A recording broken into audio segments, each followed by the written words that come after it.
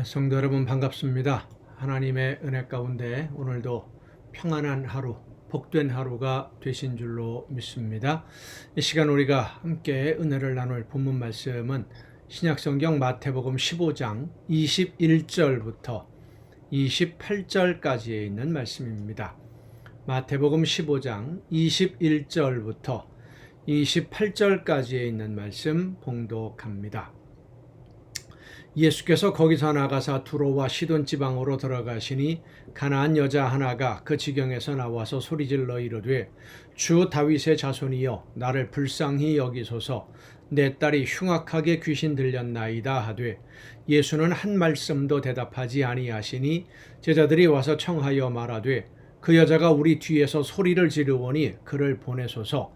예수께서 대답하여 이르시되 나는 이스라엘 집에 잃어버린 양 외에는 다른 데로 보내심을 받지 아니하였노라 하시니 여자가 와서 예수께 절하며 이르되 주여 저를 도우소서. 대답하여 이르시되 자녀의 떡을 취하여 개들에게 던짐이 마땅하지 아니하니라. 여자가 이르되 주여 올소이다마는 개들도 제 주인의 상에서 떨어지는 부스러기를 먹나이다 하니 이에 예수께서 대답하여 이르시되 여자여 내 믿음이 크도다. 네 소원대로 되리라 하시니 그때로부터 그의 딸이 나으니라. 아멘.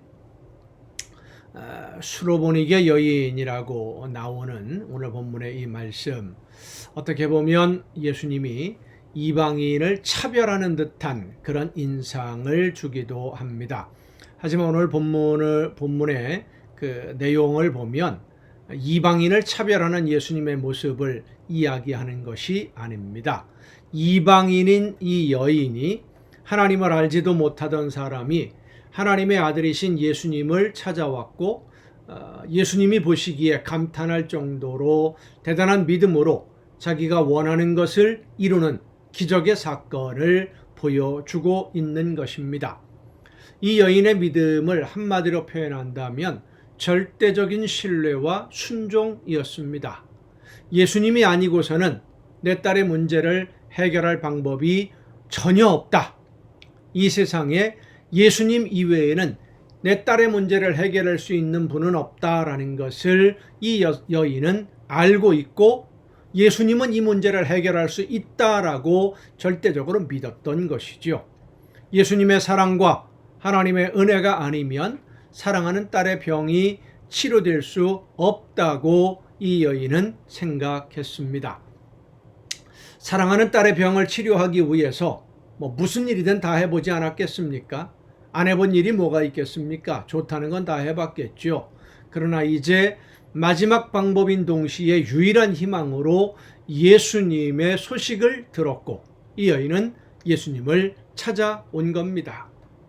다른 길이 있었다면, 다른 방법이 있었다면, 그리고 사랑하는 딸이 어떻게든 상관이 없다고 한다면 이 여인이 예수님에게 그렇게 간절하게 매달리지 않았을 것입니다.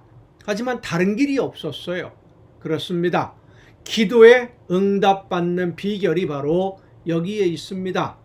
다른 길이 없고 오직 하나님에게만, 예수님에게만 문제 해결의 유일한 열쇠가 있다라는 것을 믿을 때 우리는 목숨 걸고 매달릴 수밖에 없는 것이죠. 하나님이 해결해 주지 않으시면 이 문제는 영원히 해결될 수 없는 문제다. 더 이상 어떻게 해볼 도리가 없다. 그렇게 됐을 때 결사적으로 매달려 기도할 수밖에 없는 겁니다. 여러분은 어떻습니까?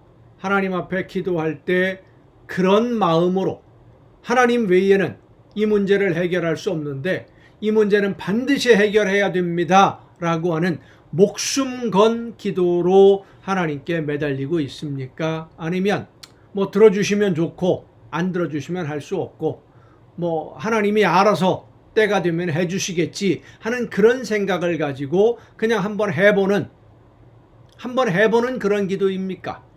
하나님은 하나님의 약속의 말씀을 믿고 절대적으로 신뢰하고 결사적으로 매달려 하나님께 간구하는 기도를 원하고 계십니다.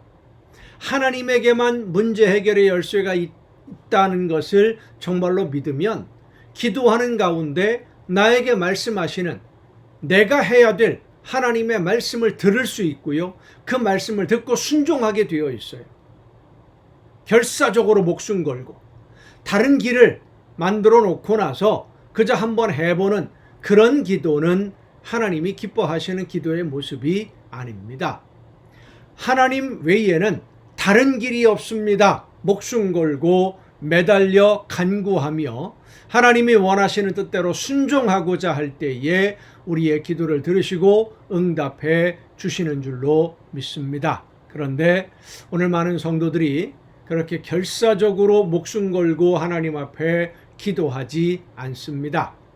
정말 우리가 그렇게 믿고 기도한다면 하나님이 말씀하시는 것을 듣고 순종하지 못할 게 없지요. 가장 중요한 문제를 해결하는데 하나님이 해결해 주신다는데 내가 순종하지 못할 일이 뭐가 있겠습니까? 망설일 것이 없어요. 말씀에 순종하지 못하는 이유는 다른 길은 없을까 하는 생각을 가지고 있기 때문입니다. 다른 방법, 하나님이 나에게 원하시는 것이 무엇인지 알면서도 어떻게 해볼 수 있는 다른 방법은 없을까? 그런 여지를 찾는다면 그것은 하나님 앞에 올바른 믿음의 태도도 아니고 올바른 기도의 자세도 아닙니다.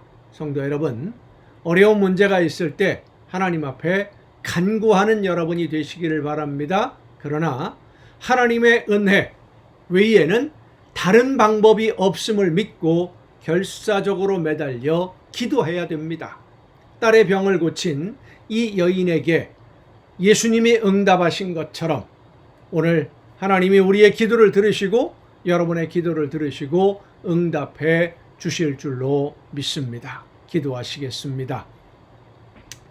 놀라우신 은혜와 크신 사랑으로 오늘도 연약한 저희들의 삶을 인도해 주시는 아버지 하나님, 우리의 힘과 능력으로 해결할 수 없는 문제들, 많은 문제들이 우리 앞을 가로막고 있을 때에 하나님에게만 해결할 수 있는 능력이 있음을 믿고 모든 것을 하나님께 맡기고 믿음으로 순종하며 간구하는 우리의 신앙생활이 되게 하여 주시옵소서.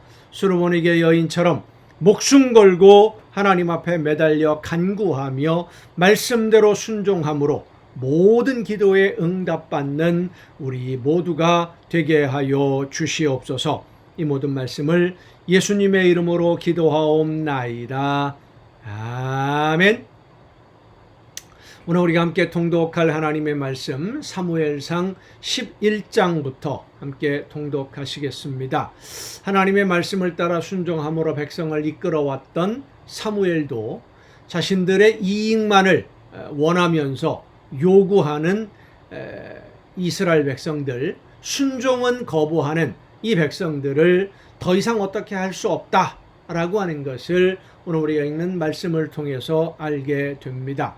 위기에서 건져주고 평안한 길을 가르쳐 주어도 듣지 않고 끝까지 자기들의 욕심만 채우려고 하는, 내가 원하는 것만 이루어 달라고 요구하는 이 백성들을 억지로 끌고 갈 수는 없었던 것이죠.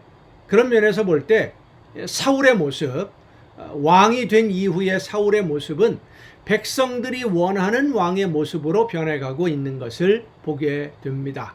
한 번의 승리에 도취되어서 왕으로서의 권위를 누리고 그 모든 자기가 가질 수 있는 모든 것을 다 누리려고 하는 이 사울의 모습 속에서 하나님의 말씀에 절대적으로 순종하며 하나님의 일꾼으로 쓰임받는 것을 기뻐했던 사무엘의 모습은 찾기가 어려워집니다. 자, 사무엘상 11장부터 함께 통독하시겠습니다. 암몬 사람 나하스가 올라와서 길르앗 야베스에 맞서 진침해 야베스 모든 사람들이 나하스에게 이르되 우리와 언약하자, 그리하면 우리가 너를 섬기리라 하니 암몬 사람 나하스가 그들에게 이르되 내가 너희 오른 눈을 다 빼야 너희와 언약하리라. 내가 온 이스라엘을 이같이 모욕하리라. 야베스 장로들이 그에게 이르되 우리에게 이레 동안 말미를 주어 우리가 이스라엘 온 지역에 전령들을 보내게 하라. 만일 우리를 구원할 자가 없으면 내게 나아가리라 하니라. 이에 전령들이 사울이 사는 기브아에 이르러 이 말을 백성에게 전하매 모든 백성이 소리를 높여 울더니 마침 사울이 밭에서 소를 몰고 오다가 이르되 백성이 무슨 일로 우느냐 하니 그들이 야베스 사람의 말을 전하니라. 이때까지만 해도 사울이 왕으로서 다른 일을 하지 않고 백성들만 다스리는 군사를 양육 훈련하고 하는 이런 일들을 하지 않고 자기 생업에 종사하고 있었던 겁니다. 사울이 이 말을 들을 때에 하나님의 영에게 크게 감동되며 그의 노가 크게 일어나 한 겨리의 소를 잡아 각을 뜨고 전령들의 손으로 그것을 이스라엘 모든 지역에 두루 보내어 이르되 누구든지 나와서 사울과 사무엘을 따르지 아니하면 그의 소들도 이와 같이 하리라 하였더니 여호와의 두려움이 백성에게 임하매 그들이 한 사람같이 나온지라. 사울이 베색에서 그들의 수를 세어보니 이스라엘 자손이 30만 명이요 유다 사람이 3만 명이더라. 무리가 와 있는 전령들에게 이르되 너희는 길르앗 야베스 사람에게 이같이 이르기를 내일 해가 더울 때에 너희가 구원을 받으리라 하라. 전령들이 돌아가서 야베스 사람들에게 전하매 그들이 기뻐하니라. 야베스 사람들이 이에 이르되 우리가 내일 너희에게 나아가리니 너희 생각에 좋은 대로 우리에게 다 행하라 하니라. 이튿날 사울이 백성을 3대로 나누고 새벽에 적진 한가운데로 들어가서 날이 더울 때까지 암몬 사람들을 치매 남은 자가 다 흩어져서 둘도 함께 한 자가 없었더라. 백성이 사무엘에게 이르되 사울이 어찌 우리를 다스리겠느냐 한 자가 누구니까 그들을 끌어내소서 우리가 죽이겠나이다. 사울이 이르되 이날에는 사람을 죽이지 못하리니 여호와께서 오늘 이스라엘 중에 구원을 베푸셨음이니라. 사무엘이 백성에게 이르되 오라 우리가 길갈로 가서 나라를 새롭게 하자. 모든 백성이 길갈로 가서 거기서 여호와 앞에서 사울을 왕으로 삼고 길갈에서 여호와 앞에 화목제를 드리고 사울과 이스라엘 모든 사람이 거기서 크게 기뻐하니라. 암몬 사람들을 이기고 나서 사울이 정식으로 이제 왕이 되는 겁니다. 12장입니다. 사무엘이 온 이스라엘에게 이르되 보라 너희가 내게 한 말을 내가 다 듣고 너희 위에 왕을 세웠더니 이제 왕이 너희 앞에 출입하느니라. 보라 나는 늙어 머리가 희어졌고 내 아들들도 너희와 함께 있느니라. 내가 어려서부터 오늘까지 너희 앞에 출입하였거니와 내가 여기 있나니 여호와 앞과 그의 기름 부음을 받은 자 앞에서 내게 대하여 증언하라. 내가 누구의 소를 빼앗았느냐 누구의 나귀를 빼앗았느냐 누구를 속였느냐 누구를 압제하였느냐 내 눈을 흐리게 하는 뇌물을 누구의 손에서 받았느냐 그리하였으면 내가 그것을 너희에게 갚으리라 하니 사무엘은 하지 않았는데 그의 자녀들은 이런 일들을 했었죠. 근데 사무엘은 좀 많이 백성들 앞에 섭섭한 서운한 그런 마음들이 있었던 것 같습니다. 그들이 이르되 당신이 우리를 속이지 아니하였고 압제하지 아니하였고 누구의 손에서든지 아무것도 빼앗은 것이 없나이다 하니라. 사무엘이 백성에게 이르되 너희가 내 손에서 아무것도 찾아낸 것이 없음을 여호와께서 너희에게 대하여 증언하시며 그의 기름 부음을 받은 자도 오늘 증언하느니라 하니 그들이 이르되 그가 증언하시나이다 하니라. 사무엘이 이르되 모세와 아론을 세우시며 너희 조상들을 애굽 땅에서 인도하여 내신 이는 여호와이시니 그런즉 가만히 서 있으라. 여호와께서 너희와 너희 조상들에게 행하신 모든 공의로운 일에 대하여 내가 여호와 앞에서 너희와 담론하리라. 야곱이 애굽에 들어간 후 너희 조상들이 여호와께 부르짖음에 여호와께서 모세와 아론을 보내사 그 두 사람으로 너희 조상들을 애굽에서 인도해내어 이곳에 살게 하셨으나 그들의 하나님 여호와를 잊은지라. 여호와께서 그들을 하솔 군사령관 시스라의 손과 블레셋 사람들의 손과 모압 왕의 손에 넘기셨더니 그들이 저희를 치매 백성이 여호와께 부르짖어 이르되 우리가 여호와를 버리고 바알들과 아스타롯을 섬김으로 범죄하였나이다. 그러하오나 이제 우리를 원수들의 손에서 건져내소서. 그리하시면 우리가 주를 섬기겠나이다 하매 여호와께서 여롯바알과 베단과 입다와 나 사무엘을 보내사 너희 사방 원수의 손에서 건져내사 너희에게 안전하게 살게 하셨거늘 너희가 암몬 자산의 왕 나하스가 너희를 치러 옴을 보고 너희의 하나님 여호와께서는 너희의 왕이 되심에도 불구하고 너희가 내게 이르기를 아니라 우리를 다스릴 왕이 있어야 하겠다 하였도다. 이제 너희가 구한 왕, 너희가 택한 왕을 보라. 여호와께서 너희 위에 왕을 세우셨느니라.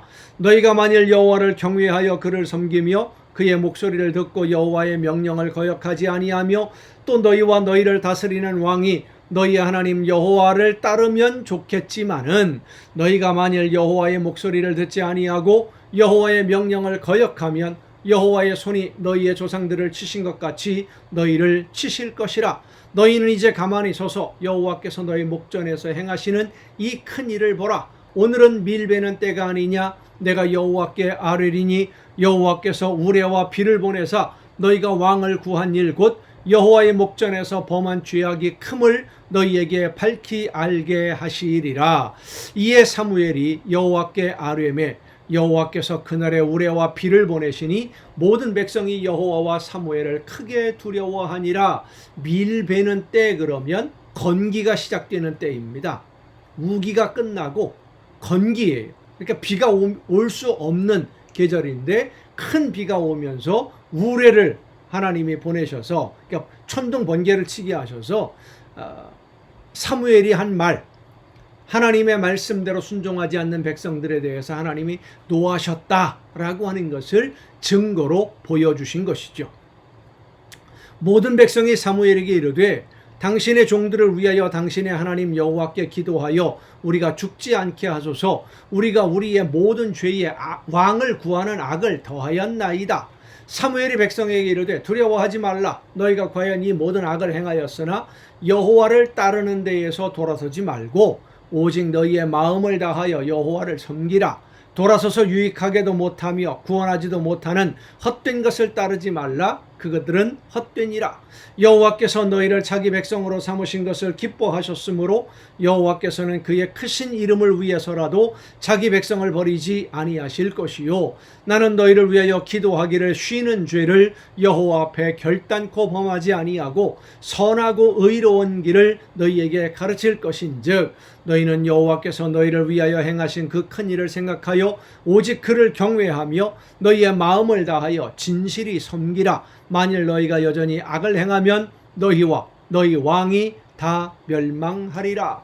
왕을 세웠다고 망하지 않는 것이 아니다 라는 말씀입니다. 하나님이 지켜주지 않으시면 언제든 망할 수밖에 없다. 왕이라는 제도 다 필요 없는 거다. 자, 13장입니다. 사울이 왕이 될 때에 40세라. 그가 이스라엘을 다스린 지 2년에 이스라엘 사람 3,000명을 택하여 그 중에서 2,000명은 자기와 함께 믹마스와 베델산에 있게 하고 1,000명은 요나단과 함께 베냐민 기브아에 있게 하고 남은 백성은 각기 장막으로 보내니라. 군대를 조직한 거죠. 상비군. 요나단이 게바에 있는 블레셋 사람의 수비대를 침해 선제 공격을 한 겁니다. 블레셋 사람이 이를 들은지라 사울이 온 땅에 나팔을 불어 이르되 히브리 사람들은 들으라 하니 온 이스라엘이 사울이 블레셋 사람들의 수비대를 친 것과 이스라엘이 블레셋 사람들의 미움을 받게 되었다 함을 듣고 그 백성이 길갈로 모여 사울을 따르니라. 블레셋 사람들이 이스라엘과 싸우려고 모였는데 병거가 3만이요 마병이 6,000명이요 백성은 해변에 모래같이 많더라. 그들이 올라와 베다웬 동쪽 믹마스에 진침해 이스라엘 사람들이 위급함을 보고 절박하여 굴과 수풀과 바위 틈과 은밀한 곳과 웅덩이에 숨으며 어떤 히브리 사람들은 요단을 건너 갓과 길르앗 땅으로 가되 사울은 아직 길갈에 있고 그를 따른 모든 백성은 떨더라. 전쟁을 하려고 준비하고 모였는데 블레셋 군대가 너무 많으니까 사울은 군대를 아직 완편하지도 못했, 제대로 편성하지도 못했는데 두려울 수밖에 없는 것이죠. 사울은 사무엘이 정한 기한대로 2래 동안을 기다렸으나 사무엘이 길갈로 오지 아니하매 백성이 사울에게서 흩어지는지라. 사울이 이르되 번제와 화목제물을 이리로 가져오라 하여 번제를 드렸더니 번제 드리기를 마치자 사무엘이 온지라. 그러니까 하나님의 제사장, 하나님의 선택한 일꾼이 아니면 하나님께 제물 드리는 이런 일을 해서는 안 되는데 사울은 자기가 그것을 한 겁니다. 하나님을 이용하려고 하는 그런 잘못된 신앙이 역시 사울에게도 그대로 있었던 것이죠. 사무엘이 온지라 사울이 나가 맞으며 문안하매 사무엘이 이르되 왕이 행하신 것이 무엇이냐 하니 사울이 이르되 백성은 내게서 흩어지고 당신은 정한 날 안에 오지 아니하고 블레셋 사람은 믹마스에 모였음을 내가 보았으므로 이에 내가 이르기를 블레셋 사람들이 나를 치러 길갈로 내려오겠거늘 내가 여호와께 은혜를 간구하지 못하였다 하고 부득이하여 번제를 드렸나이다 하니라. 형식도 중요하지만 절차도 더 중요한 것이고요. 내용도 중요한 것이고요. 아무리 급하다고 해서 편리한 대로 적당히 해서는 안 된다라고 하는 것입니다. 하나님 앞에서는 하나님의 말씀대로 순종해야만 하나님이 받으시는 제물이 됩니다. 사무엘이 사울에게 이르되 왕이 망령되이 행하였도다. 왕의 하나님 여호와께서 왕에게 내리신 명령을 지키지 아니하였도다. 그리하였더라면 순종했더라면 여호와께서 이스라엘 위에 왕의 나라를 영원히 세우셨을 것이거늘 지금은 왕의 나라가 길지 못할 것이라. 여호와께서 왕에게 명령하신 바를 왕이 지키지 아니하였으므로 여호와께서 그의 마음에 맞는 사람을 구하여 여호와께서 그를 그의 백성의 지도자로 삼으셨느니라 하고, 이 이야기를 아마 사울이 들었기 때문에 나중에 다윗을 두려워하고 다윗이 지도자가 될까봐 그를 미워하고 죽이려고 했던 것이 아닐까, 이렇게 생각해 볼 수 있습니다. 사무엘이 일어나 길갈에서 떠나 베냐민 기브아로 올라가니라. 사울이 자기와 함께한 백성의 수를 세어보니 600명가량이라. 사울과 그의 아들 요나단과 그들과 함께한 백성은 베냐민 게바에 있고 블레셋 사람들은 믹마스에 진쳤더니 노략군들이 세대로 블레셋 사람들의 진영에서 나와서 한 대는 오브라기를 따라서 수알 땅에 이르렀고 한 대는 벳호론 길로 향하였고 한 대는 광야 쪽으로 스보임 골짜기가 내려다 보이는 지역길로 향하였더라. 그때에 이스라엘 온 땅에 철공이 없었으니 이는 블레셋 사람들이 말하기를 히브리 사람이 칼이나 창을 만들까 두렵다 하였습니다. 온 이스라엘 사람들이 각기 보습이나 삽이나 도끼나 괭이를 베리려면 블레셋 사람들에게로 내려갔었는데 곧 그들이 괭이나 삽이나 쇠스랑이나 도끼나 쇠채찍이 묻을 때에 그리하였으므로 싸우는 날에 사울과 요나단과 함께한 백성의 손에는 칼이나 창이 없고 오직 사울과 그의 아들 요나단에게만 있었더라. 블레셋 사람들의 부대가 나와서 믹마스 어귀에 이르렀더라. 자, 여러분 보십시다. 군대 숫자도 적지만 무기도 없어요. 칼은 지금 요나단과 사울밖에 없으니까 나머지 사람들은 뭘 갖고 나왔겠습니까? 뭐 곡괭이나 낫이나 뭐 이런 것들을 들고 나왔겠지요. 그러니 사울과 이스라엘 백성들 입장에서는 두려울 수밖에 없는 겁니다. 하지만 두렵다고 하더라도 하나님을 믿고 의지했으면 결국은 승리할 수 있었는데 하나님을 절대적으로 신뢰하지 않았기 때문에 결국 사울이 버림을 받게 되고 마는 것입니다. 오늘도 여러분 수고 많으셨습니다. 내일 또 정한 이 시간, 이 가정 예배 시간을 통해서 여러분 모두 함께 만날 수 있기를 바랍니다. 내일 뵙겠습니다.